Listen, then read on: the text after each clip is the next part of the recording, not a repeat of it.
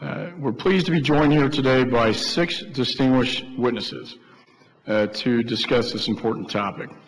First, Dr. Michael Scheuer is an adjunct professor at the Center for Peace and Security Studies at Georgetown University.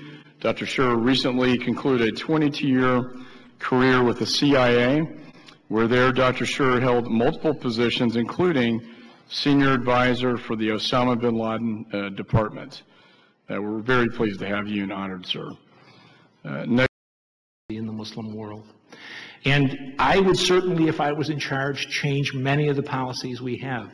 But it's more important that we in this country become adults. Nothing a person does in his life doesn't have a counter reaction. Does our foreign policy cause this war? Not a chance. The people who attacked us caused this war. Does our foreign policy motivate these people? Absolutely. Sir, if you're going to tell the American people they're fighting a war against a bunch of deranged, nihilist, fanatic extremists, we're going to be fighting a war that it's constantly going to surprise the American people about the costs of what they're doing. If we come to a place where we can have a discussion that says supporting Israel is essential to the U.S. security, supporting Saudi Arabia is important, vital to U.S. security, having U.S. troops in Muslim countries is vital to U.S. security, fine. But also tell the American people that costs come with that. Right now, we've spent 17 years in this war, and the American people still think we're fighting a bunch of long-haired, bearded, goat-eating madmen. And we're at a terrible disadvantage that we impose on ourselves, sir. And I would finish too long a statement by simply saying that we must stop the idiocy of democracy spreading. If you want to fight forever, keep trying to impose women's rights, secularism, the paganism of American culture, contemporary culture, on a religious civilization, sir. Yeah, and I'll take to make a comment. Professor Scheuer, I've known you over the years, but I have to take sharp disagreement with your position about our support of Israel. I believe it is essential that the United States, for our security, continue to support Israel. I believe that if we back away from Israel or Jordan, for instance, using those countries, Morocco, as examples, that Al-Qaeda will find some other excuse. I mean, we can find any number of reasons. I can tell you during the 1990s, from after Iraq, but between 1995 and 2001, the only time the Americans used force overseas was to defend Muslims against Christians in Bosnia and in Kosovo. And yet the response by Al-Qaeda to that was to attack us on September 11th. So I think we make a mistake if we think we can somehow appease Al-Qaeda by taking away whatever they're... Not at all a matter of appeasement, Mr. King, at all. If it was up to me, I'd dump the Israelis tomorrow. I know you would. I know. But all I worry about is the continuing preaching of American politicians to the American people that our relationship with the Israelis doesn't cause us to have dead Americans and extraordinary expenses in fighting the Muslim world. I would just say we would have more dead Americans if we didn't stand by our allies in the Middle East. Well, we'd just be encouraging Al-Qaeda to take advantage of us. I think that... Our allies in the Middle East are mostly totalitarians, sir, and they have been for 50 years. There are not that many good people in the world. The fact is you have to work with those who work with us. And if I had the choice between dealing with the Israelis and Al-Qaeda, I work with Israel. If I had the choice between dealing with Jordan or Al-Qaeda, I'd deal with Jordan.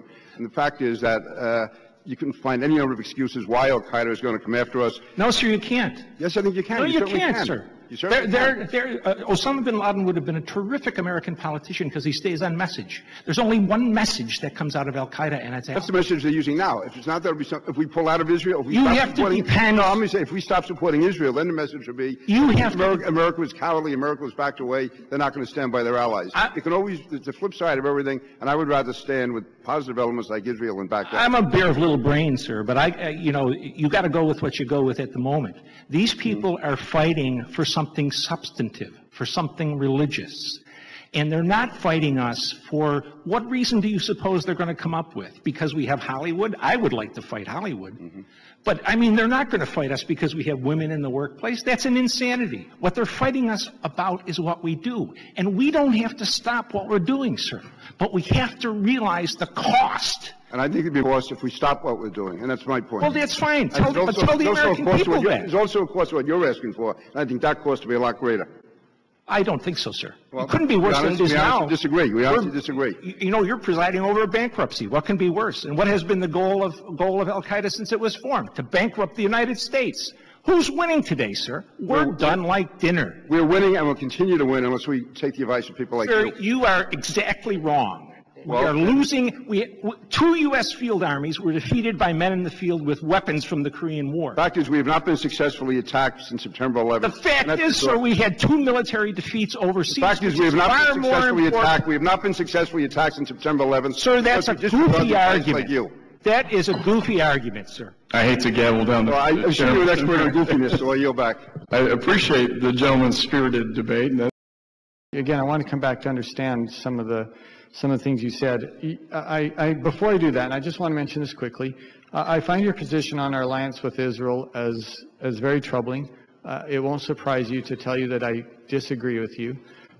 And you spent 17 years, is that right, or something like that, as a CIA analyst? Over 20, sir. Okay, over 20? Not as an analyst. I ran operations, sir. Okay. Would you say there's a large number of CIA analysts or employees who agree with your position? I wouldn't dare to speak for anybody but myself, sir. Well, only a fool would know that our relationship with Israel causes us war with Muslims. Well, my question is fairly simple. I mean, sir. You worked with hundreds of employees. Yes, sir. You certainly didn't work with any fools, sir.